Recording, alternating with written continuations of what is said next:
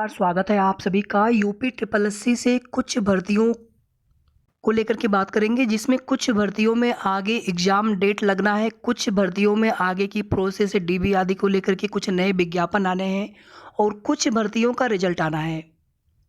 और जैसा कि आप सभी जानते हैं कि निकाय चुनाव की अधिसूचना भी लग गई है। अधिसूचना जारी होते ही आचार संहिता लग गई है, प्रभावी हो गई है। अब देखिए, निकाय चुनाव के चलते भर्तियों में थोड़ी बहुत देरी होगी। अब इसमें जो यूपी ट्रिपल एससी से जेई 2016 का फाइनल रिजल्ट इसी अप्रैल के महीने में आने की उम्मीद थी। फिलहाल में आपका जो अंतिम रिजल्ट है मई में जाता हुआ दिख रहा है, या फिर आपका रिजल्ट आप मई ही मान करके चलें, उसके पहले आने की उम्मीद बहुत कम है। जेई 2018 और मंडी परिषद भर्ती पर कोई काम नहीं चल रहा है वर्तमान में। ओएमआर सीट का जो मामला है, चाहे एक तरफ ओएमआर सीट में कुछ दिक्कतें आने की वजह से वहाँ पर उनकी जांच नहीं हो सकी हो, या फिर ओएमआर सीट में छेड़छाड़ का, मंडी परिषद 2018 भर्ती का आप सभी जानते हैं कि उसमें यही शिकायत थी। कहीं ना कहीं ये मामले अभी भी पूरी तरह से सॉर्ट आउट करके उसमें आगे क्या करना है, अभी उस पर पूरी तरह से डिसीजन नहीं हो सका है। बाकी यूपी ट्रिपल एससी आयोग की भर्तियों को आप सभी जानते हैं कि भर्तियों में एक बार देरी होनी स्टार्ट हो जाती है तो कितनी देरी हो जाती है कुछ कहा नहीं जा सकता है। बहुत पहले लग रहा था कि ये दोनों ही रिजल्ट आपके डिक्लेयर हो जाएंगे फरवरी मार्च तक अधिकतम, लेकिन धीरे धीरे अप्रैल का महीना भी निकल जाएगा और ये दोनों रिजल्ट फिलहाल में अप्रैल के महीने में भी नहीं आने वाले हैं। कुछ समय पहले हमने रिक्वेस्ट किया था मंडी परिषद भर्ती वाले अभ्यर्थियों से कि एक बार आप आयोग के सचिव सर से जाकर के मिल लीजिए, 2018 भर्ती वाले अभ्यर्थियों से भी। और जेई 2018 अभ्यर्थी तो लगातार संघर्षरत हैं, लेकिन उनका भी उसी तरह से रुका पड़ा है, चाहे इको गार्डन में अनवरत धरना हो या फिर कई जगह से, कई सोशल मीडिया प्लेटफॉर्म से या फिर अन्य प्लेटफॉर्म से अपने भर्ती के रिजल्ट को लेकर के मामला हाईलाइट करने का प्रयास हुआ। यही चीज़ लेखपाल भर्ती वाले अभ्यर्थी भी लगातार कर रहे हैं, चाहे किसी सोशल मीडिया प्लेटफॉर्म पर या फिर किसी अन्य प्लेटफॉर्म से या किसी मीडिया के माध्यम से लगातार अपने रिजल्ट को लेकर के मामला हाईलाइट करने की कोशिश कर रहे हैं। लेकिन वही है कि इसका प्रभाव पड़े, शासन और आयोग उस पर संज्ञान लें तो जाकर के बात बने। तो फिलहाल में लेखपाल का रिजल्ट भी अप्रैल के महीने में नहीं आने वाला, मतलब ये तीनों ही रिजल्ट फिलहाल में अप्रैल के महीने में आने की कोई उम्मीद नहीं है। लेखपाल वाले भर्ती में इस वीक में हाई कोर्ट में सुनवाई हो जाए तो फिर कुछ बात आगे बने, कुछ आगे प्रक्रिया बढ़े, आपकी सुनवाई होना आवश्यक है। कई बार क्या होता है, डेट लगती है, उसमें नेक्स्ट डेट मांग ली जाती है, समय मांग लिया जाता है, कई बार सुनवाई ही नहीं कराई जाती, केस पास ओवर हो जाता है। बाकी आप सभी कोशिश करते रहें और जो भी आगे की जानकारी होगी आपके भर्ती से रिलेटेड, आप सभी को समय समय पर उसकी सही अपडेट देते रहेंगे। अब अगर बात कर ले यूपी ट्रिपल एससी से, अभी देखिए इसमें कुछ भर्तियों की डीबी हो रहा है, कुछ भर्तियों की डीबी आगे होना है, कुछ भर्तियों की डीबी की डेट अभी नेक्स्ट मंथ में लगेगी। तो वो सब अपडेट ऑलरेडी हम दे चुके हैं, जैसे सहायक बोरिंग टेक्नीशियन भर्ती हो, सहायक सांख्यिकी अधिकारी भर्ती हो, या फिर प्रोविजनल के और मामले हों जैसे कि आपका लोअर का हो गया, तो ये सभी अपडेट ऑलरेडी हम दे चुके हैं। फिर भी आगे जो भी जानकारी मिलेगी आप सभी को बताते रहेंगे। तो यहाँ पर देख लेते हैं कि यूपी ट्रिपल एससी से आगे एग्जाम किस प्रकार से होने हैं। अगर आप देखेंगे तो सबसे पहले वन दरोगा का एग्जाम लगा है 30 अप्रैल को, और अप्रैल के महीने में केवल यही एक एग्ज़ाम होना भी है। इसके बाद मई में उम्मीद है कि आयोग एक ही एग्ज़ाम करा पाएंगे, क्योंकि मई में और भी कार्य होने हैं भर्तियों पर।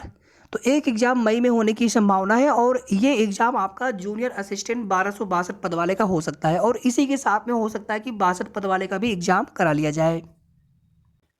इसके बाद मुख्य सेविका भर्ती का एग्जाम डेट लगने की उम्मीद है। मुख्य सेविका भर्ती में कोई भी दोबारा पोर्टल खोलने की उम्मीद फिलहाल में अब संभावना समाप्त हो चुकी है लगभग। केवल शासन से अप्रूवल मिलना है, शासन से जवाब आना है, उसके साथ ही चीज़ें पूरी तरह से कन्फर्म हो जानी है। पहले लग रहा था, पहले इसी प्रकार से चीज़ें थी, क्योंकि संशोधन, नियमावली संशोधन के लिए भेजा गया था शासन को, लेकिन शासन से सहमति बनी नहीं है, और पुराने वाली जो भर्ती प्रक्रिया आपकी जिस प्रकार से चल रही थी उसी प्रकार से प्रोसेस आपकी आगे बढ़नी है। तो आपका जो एग्ज़ाम है, हमने देखिए कल भी जानकारी दी थी कि आपका जो एग्ज़ाम है जून में होने की संभावना काफ़ी ज़्यादा है। फिलहाल में आप लोग मई लास्ट को भी मान करके चले।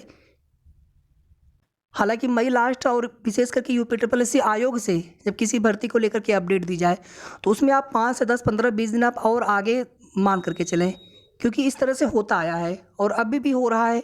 तो मई लास्ट हमने बोला है, तो जून लास्ट भी चला जाए तो कुछ कहा नहीं जा सकता। तो मतलब जून आप मान करके चलें कि जून में आपका एग्ज़ाम होने की संभावना काफ़ी ज़्यादा रहेगी।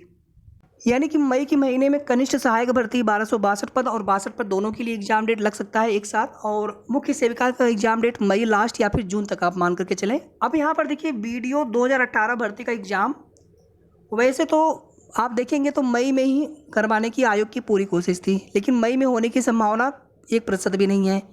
जून में आपका एग्ज़ाम अगर कराया भी जाता है तो जून लास्ट तक आपका एग्ज़ाम हो पाएगा, और ये भी हो सकता है कि आपका एग्ज़ाम डेट और आगे बढ़ जाए, क्योंकि यूपीएससी आयोग है, माननीय आयोग से जब भर्तियों पर कार्य हो रहा है उसमें 10-15 दिन आप और देरी कम से कम मान करके चलें, बाकी समय पर हो जाए तो इससे अच्छा क्या हो सकता है। सभी अभ्यर्थी चाहते हैं, वर्तमान आयोग के सचिव की तरफ से पूरी कोशिश की जाती है और उनके आने के बाद भर्तियों में काफ़ी तेज़ी आई है, इसके लिए भी सचिव सर का बहुत बहुत धन्यवाद है। फिर भी कई पुरानी भर्तियाँ अभी भी जिस की तरह से पड़ी हैं उनमें प्रक्रिया आगे बढ़ नहीं पा रही है। अब यहाँ पर देखिए ITI अनुदेशक वाले जो भर्ती वाले अभ्यर्थी हैं, आपका एग्ज़ाम जुलाई से पहले लगने की उम्मीद कम है, क्योंकि आपके एग्ज़ाम का जो नंबर है जूनियर असिस्टेंट BDO 2018 भर्ती मुख्य सेविका का एग्ज़ाम होने के बाद ही आपका एग्ज़ाम डेट लगने की उम्मीद है। बाकी आयोग के ऊपर है कब किस भर्ती को रोक करके किसी दूसरी भर्ती पर कार्य स्टार्ट कर दिया जाए, कुछ कहा नहीं जा सकता है।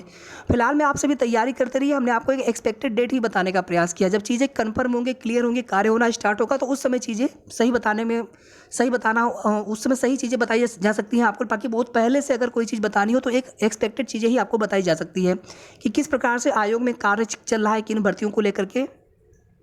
और आप सभी जानते हैं कि PET 2022 से अभी एक भी नई भर्ती आई नहीं है, और PET 2022 से नई भर्ती का विज्ञापन आने के बाद जब ये सभी एग्ज़ाम कंप्लीट हो जाएंगे तो इनके बाद फिर PET 2022 जो भर्तियों जिन भर्तियों के विज्ञापन आएंगे उनके एग्ज़ाम डेट लगने स्टार्ट हो जाएंगे।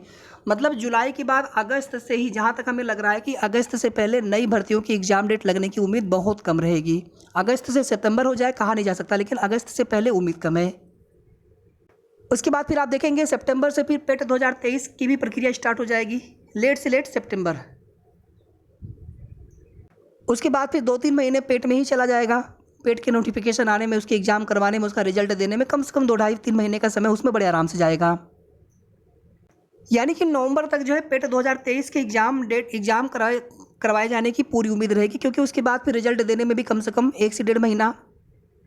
तो अब अगर यहाँ पर बात कर लें कि PET 2022 से पहली भर्ती कौन सी हो सकती है, तो यहाँ पर देखेंगे तो AGTA, जूनियर असिस्टेंट और ग्राम पंचायत अधिकारी, इन सभी में एक्सपेक्टेड पदों की संख्या ऑलरेडी आप सभी को कई बार बता चुके हैं। इनमें सबसे पहला विज्ञापन आपका AGTA का ही आ सकता है, ज़्यादा उम्मीद इसी की है। बाकी आयोग के ऊपर है, कनिष्ठ सहायक का भी विज्ञापन दिया जा सकता है पहले, और पुराने वाले कनिष्ठ सहायक भर्ती की जो प्रक्रिया है, एग्जाम डेट भी लग रहा है, शॉर्ट लिस्टिंग की प्रक्रिया तक अभी स्टार्ट नहीं हो सकी है और नया विज्ञापन भी आने वाला है। तो यहाँ पर उम्मीद ये करते हैं कि पहले जो विज्ञापन पहले से आना था, जैसे कि PET 2021 है, जैसे AGTA हो गया, कैन सुपरवाइजर हो गया, ग्राम पंचायत अधिकारी, वो कई भर्तियाँ, स्टेनो हो गया, लोअर PCS की भर्ती हो गई, अगर इनके विज्ञापनों पर पहले कार्य हो तो ज़्यादा अच्छा है।